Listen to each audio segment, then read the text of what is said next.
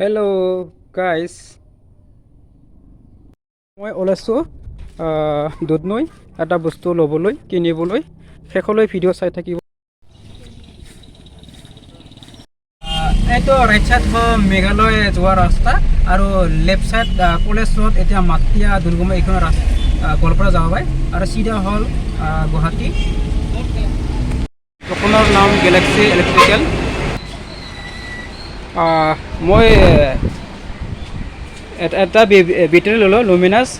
আপুনি কৈছে কিমান পাৱাৰ আছে এই বেটাৰীটো? এই বেটাৰীটো পাৱাৰ হৈছে 150 পাৱাৰ হয়। হয় হয় বেটাৰীখিনি বস্তু আমাৰ গোটেইখিনি ইয়াতে পোৱা যায়।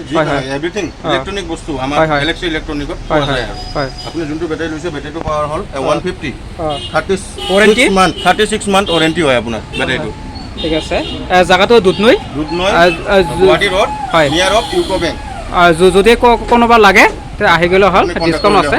ঠিক আছে, ধন্যবাদ। এতিয়া আমি ঘৰত গৈ আছোঁ, দুধ নৈ বজাৰ কৰা হ'ল।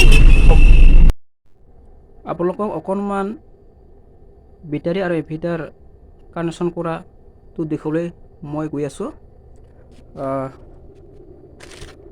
এইটো হ'ল এই ৰঙা তাৰটো আহিছে আপোনাৰ ইনভাৰ্টাৰৰ পৰা, ইয়াক কোৱা হয় প্লাছ, আৰু এইটো হ'ল মাইনাছ, ইও ইনভাৰ্টাৰৰ পৰা আহিছে। 150 বুলি কয় এইটো, RC1800। এনেকৈ অকণমান টাইট কৰি ফিটিং কৰিব লাগিব।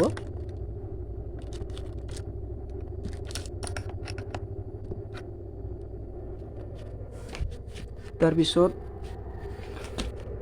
এই পিছফালে হ'ল ছাপ্লাই, মানে ঘৰত জ্বলাবৰ কাৰণে। এইটো এনেকৈ আছে, এইটো এক্সটেনশ্যন বৰ্ড ইয়াত। এইটো হ'ল ইনভাৰ্টাৰৰ কানেকশ্যন কাৰেণ্ট। এইটো হ'ল ডাইৰেক্ট লাইন, এইটো এলিমেণ্টাৰটো, এইটো ডাইৰেক্ট লাইন আহিছে।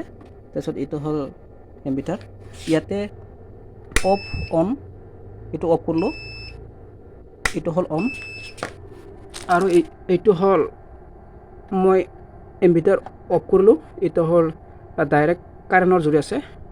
আৰু এইটো হ'ল অন কৰিলে তাৰমানে কাৰেণ্ট গ'লেও অট'মেটিক ছাপ্লাই হ'ব, আৰু যদি অফ হৈ থাকে তেতিয়া কাৰেণ্ট গ'লে মানে ছাপ্লাই নহ'ব, নজ্বলিব।